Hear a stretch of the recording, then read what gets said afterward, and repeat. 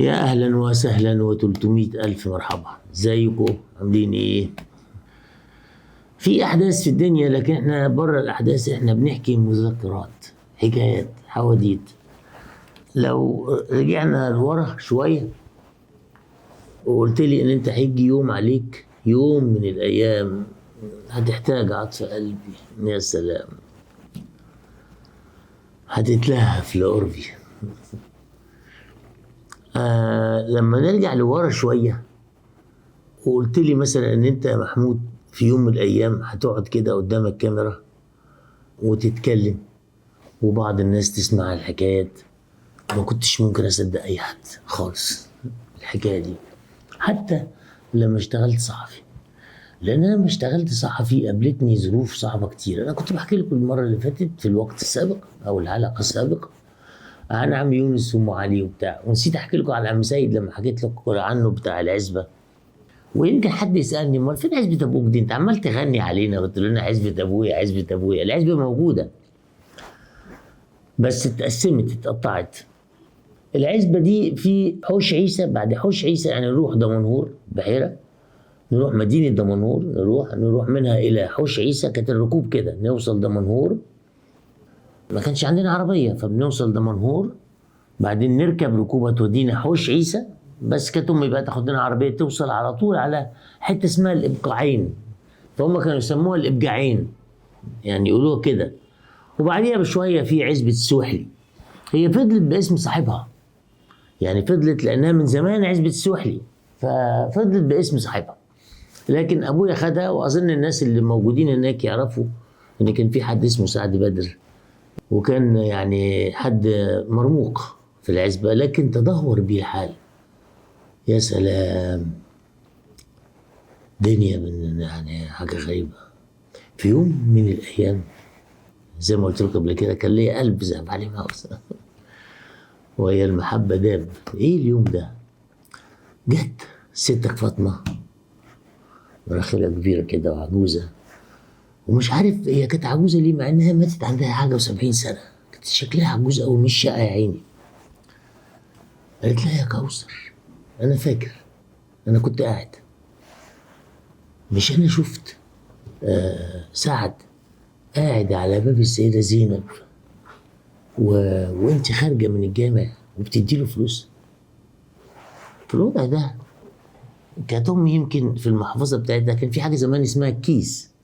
كانت الست زمان ما عندهاش محفظه، عندها كيس فتح كده وتقفل، فممكن كيسه فيه مثلا 30 قرش 70 قرش، كل اللي تمتلكه كوثر وقتها.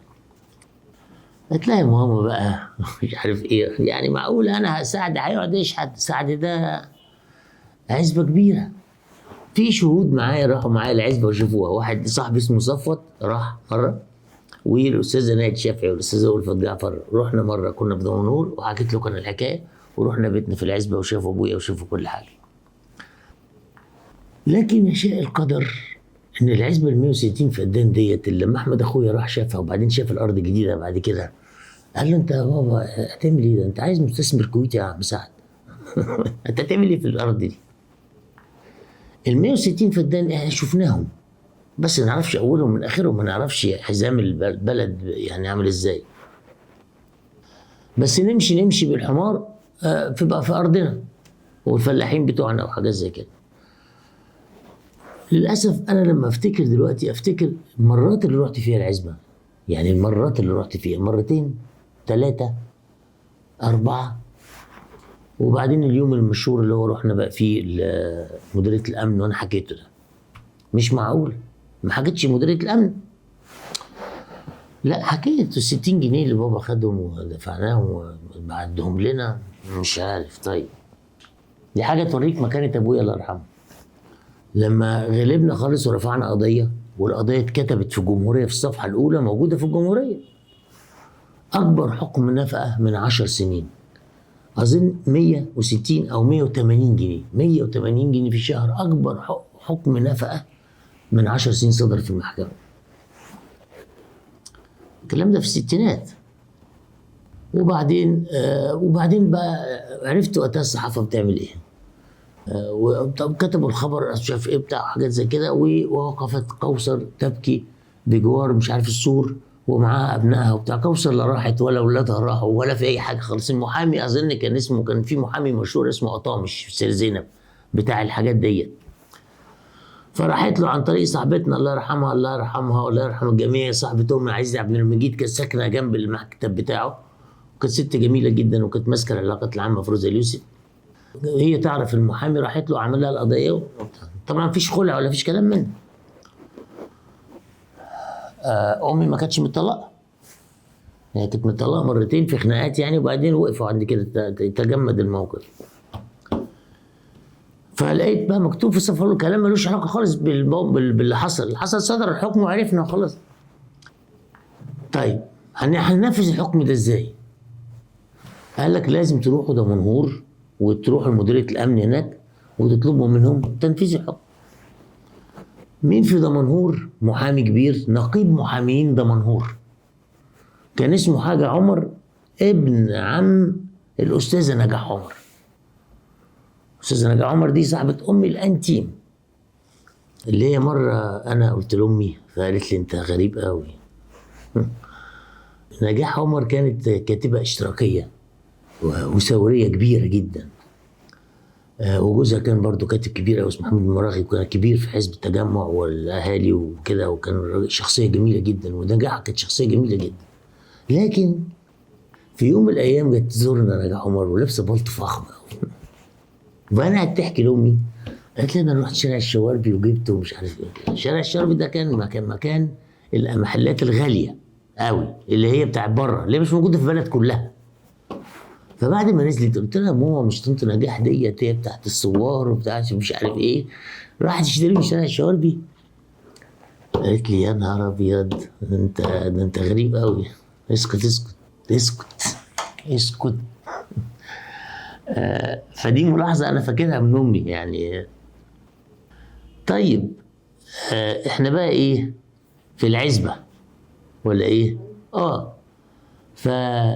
وانا قلت لكم ان ابويا لا في ان احنا رحنا بقى للاستاذ، اظن كان اسمه مش فهمي عمر، طبعا فهمي عمر مذيعنا الكبير، حاجه عمر، نقيب محامين دمنهور، فليه شلنا ورنا في دمنهور كلها.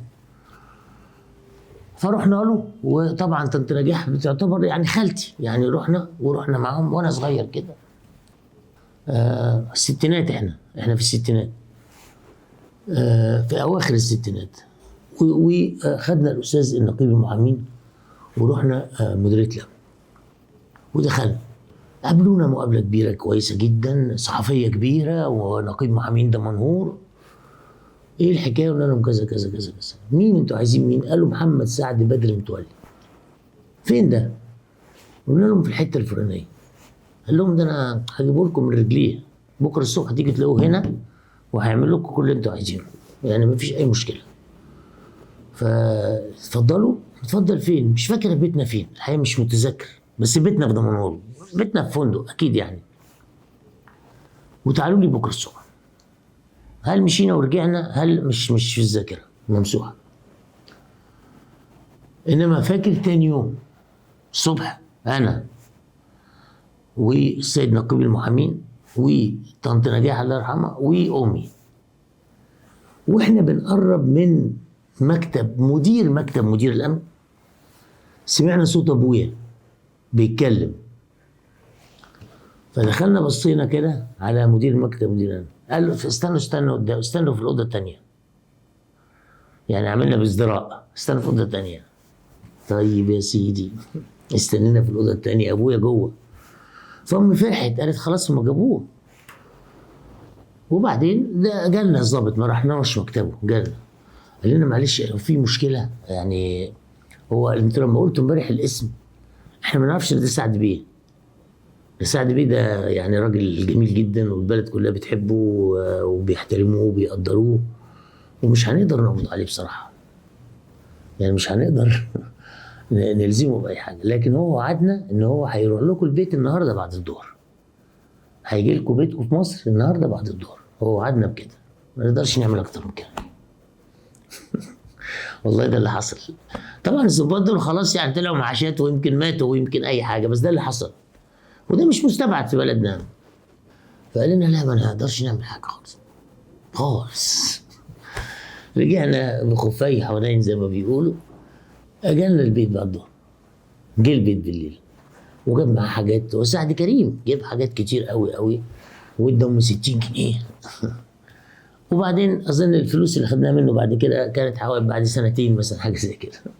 واكتشفنا انه ده ما ينفعش معاه الطريقه ديت، فهو كان يعني مرموق. لكن ما اعرفش ايه اللي حصل، تدهور الحال.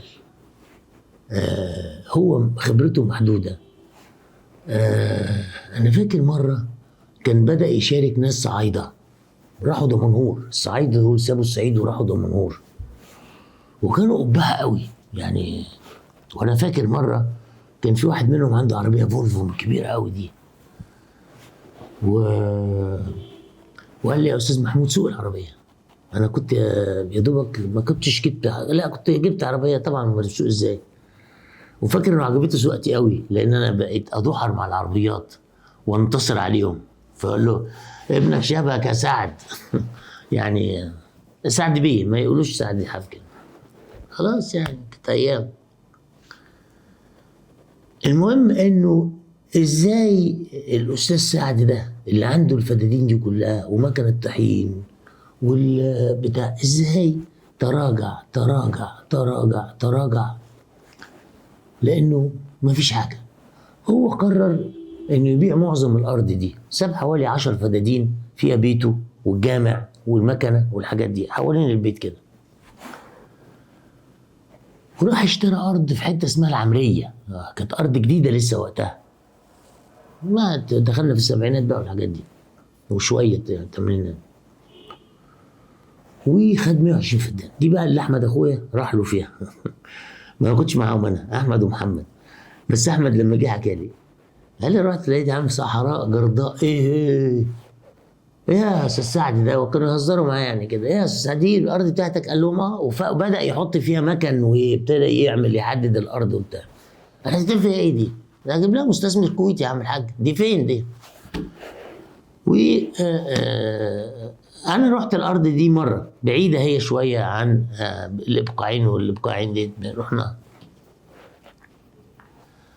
فاذا بعد ما يوضب الارض دي تخش فيها جهه من الجهات، ولانه كان واخدها وضع يد، وتخش مسحت كل اللي عمله، كله. الارض اللي وضبها اتشالت والمكن اتشال وكل حاجه. قالوا دي احنا هناخدها خلاص. رفع قضيه، رفع قضيه. الكلام ده في الثمانينات بقى. فادوا تعويض 5 مليون جنيه، فهو كان عايز بقى 60 مليون مش عارف ايه في الثمانينات، حاجه زي كده. فما رضيش ياخده، قال لهم لا مش ده، مش ينفعش، والقضيه مستمره. فضلت القضيه دي وفضل هو يتدهور يتدهور يتدهور لغايه ما حصلت حاجات ما ينفعش ان انا احكيها بصراحه، لانه امي كانت ست عظيمه والله.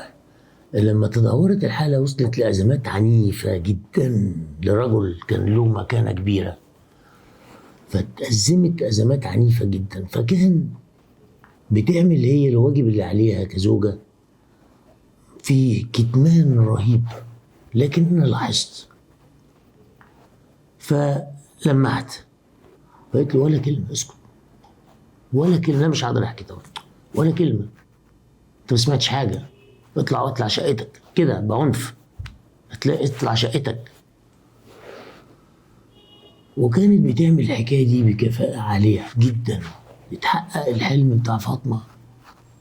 سعد محتاج كوثر تديله، وكوثر بتاخد من قوتها تديله. وبعدين بقت بعد شويه تقول لي هات 100 جنيه. في دي 100 جنيه كانت فلوس زمان، يعني فلوس ورقه محترمه.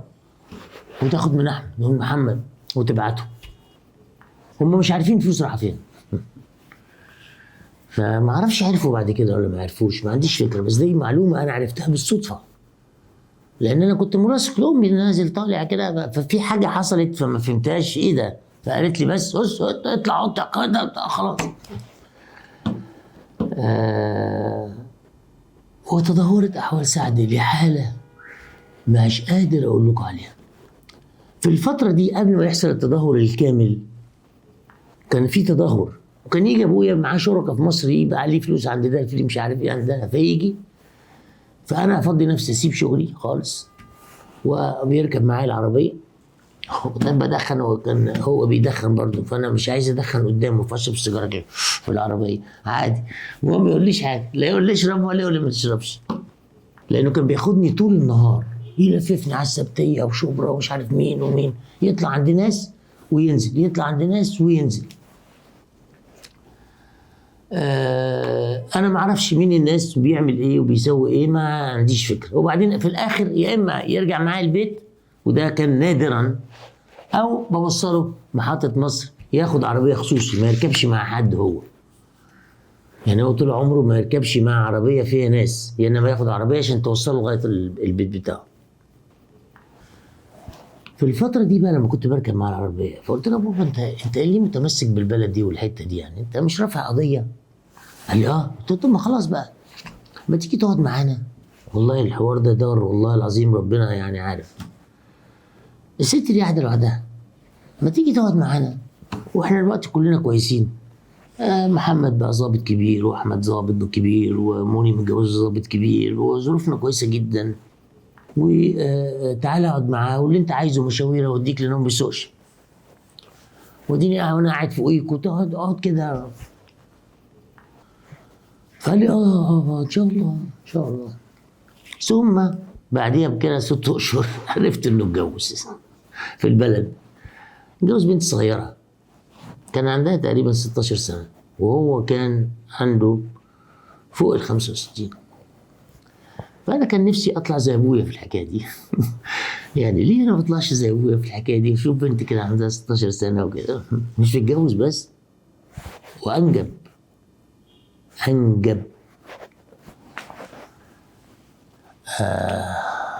ولما رحنا، لما توفى ابويا الله يرحمه، رحنا العزبه اللي كانت بقى هيلمان وبط ووز وفراخ وخرفان وبتاع، مفيش حاجه خالص. بيت تقريبا مهدود، قاعد في اوضه واحده في البيت. وكان وضع الحقيقه يعني ما اقدرش اوصفه بدقه، لان وضع، بس وضع حزين جدا. طب انت ما جيتش ليه؟ انت ما جيتش ليه؟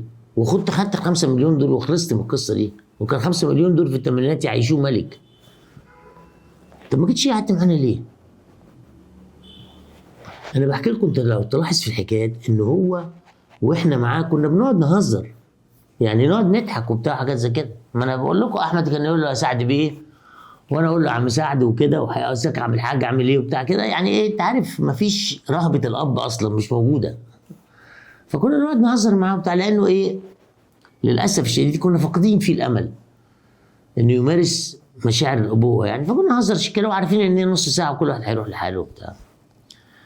فدعوه او حلم رؤيه فاطمه بنت محمد ابراهيم جدتي تحققت في الحكايه ديت، وراحت العزبه. لما رحنا لقينا حوالي 7 8 فدادين كده، او ما اعرفش قدهم قد ما نعرفش.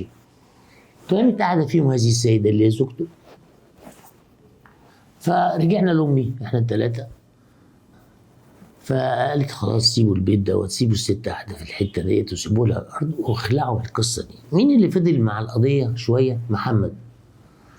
امي قالت لي، ما اعرفش انا قلت لكم الكلام ده قبل كده، قالت لي بص، في بقى قضيه واحنا ممكن نقوم المحامي، ندعم اكتر ونحرك اكتر وناخد التعويض، ما احنا الورثه. قالت لي اسمع. قلت لها ايوه والله العظيم الله يرحم الجميع، انت مالكش دعوه بالقصه دي خالص. قلت لها ليه؟ محمد بقى كان بيقول لي تعالى بقى احنا ظباط وانت صحفي وهنعمل جو وبتاع وحاجات زي كده. قالت لي انت بتخرج من القصه دي خالص. احمد كان خارج، احمد ملوش دعوه باي حاجه، ملوش دعوه بالقصه دي خالص، كان نافر منها. قالت لي انت تخرج من القصه دي مالكش دعوه بيها ابدا. مش عايز اقول لكم ليه، بس قالت لي مالكش دعوه بالقصه دي خالص. طب تشوف الارض ولا تشوف اي حاجه خالص، انت انسى القصه دي، سيب محمد يتصرف. محمد طبعا ما وصلش لحاجه، او وصل واحنا ما نعرفش ممكن. لا بس ما وصلش لاي حاجه خالص.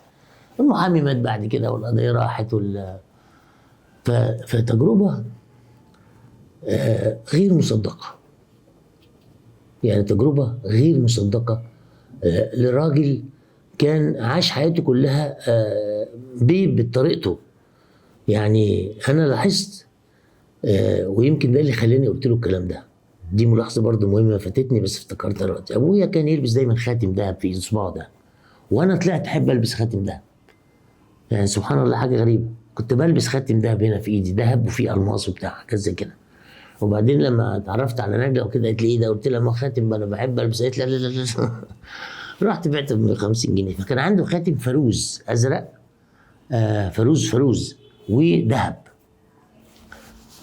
فكان ما يعلقوش. لكن في يوم من الايام جالنا من غير الخاتم. انا ادركت ان الوضع منهار لدرجه انه باع الخاتم، لان الخاتم مش في ايده. ما شفتوش من غيره، ما شفتوش. هو ما كانش غاوي ساعات قوي، يعني ما كانش الساعات من هواياته. يعني كان يحب الحريه كده، تروح تلاقيه في البلد. بس الخاتم ده ما يقلعوش ابدا، وفي صباعه الصغير ما يقلعوش ابدا، وخاتم كبير. فده اللي خلاني قلت لكن ما اعرفش. كل بني ادم بيبقى ليه تركيبه. فانا بحكي الحكايات دي ليه؟ عشان لو واحد في عنده تركيبه كده ملخبطه ينتبه انه ممكن الدنيا تروح، الدنيا تتغابى، الدنيا تكشر، الدنيا اما حكايه سيد بقى بتاع المكنه اللي انا نسيت احكي لكم المره اللي فاتت. ده سيد ده كان لقينا كنا في العزبه بالصدفه، لقينا ظبط طبل وزمر وبتاع فيه. فانا سيد بيتجوز. قلت له يا بابا بيتجوز تاني؟ قال لا بيتجوز مراته. قلت له بيتجوز مراته؟ مخلف عيال كتير. قال لي لا ما هو كان متجوزها يعني بعرف البلد، وبعدين دلوقتي هيجيب المأذون بقى ويكتب الكتاب. كنتش اعرف القصه دي. لما كبرنا وبحثنا اكتشفنا ان ده حصل في مصر سنه 1918. قبل كده ما كانش فيه كتابات ولا كتاب ولا كلام. مفيش كده، مفيش حد بيكتب حاجه. بدأوا يوثقوا بقى وبتاع، ولازم ده يحصل وبتاع كده. لكن مع ذلك اللي انا بقول لكم ده كان سنه يعني 70 73 او حاجه زي كده. كان سيد بيتجوز مراته اللي مخلف منها.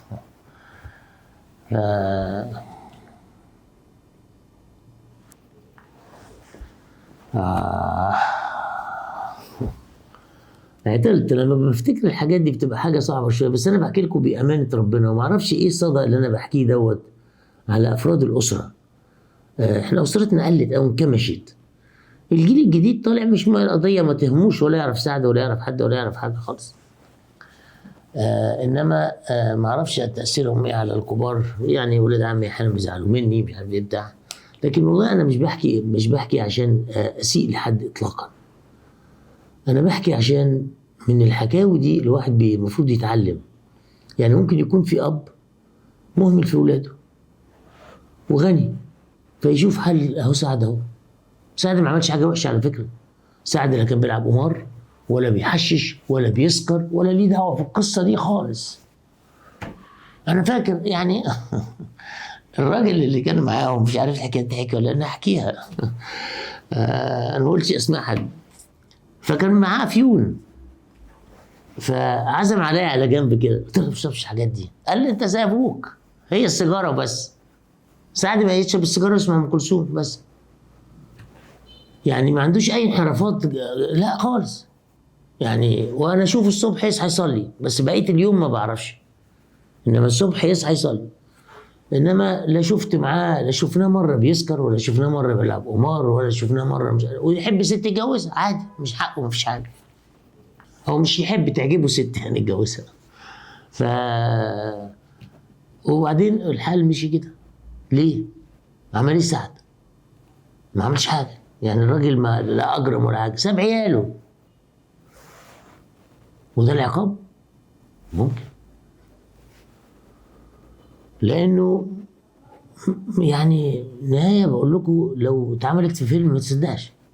ما تصدقش وضع البيت اللي كان بيت مفروش وبتاع، ما تصدقش. وبعدين ابويا كان نزيه، يعني راجل نزيه، يعني راجل يحب يلبس الكلاليب مش عارف ايه. ولما يجي مصر يلبس بدل، والبدل الصيفي بتاعت الرجاله بتاعت زمان دي يلبسها. كان راجل نزيه يعني مش.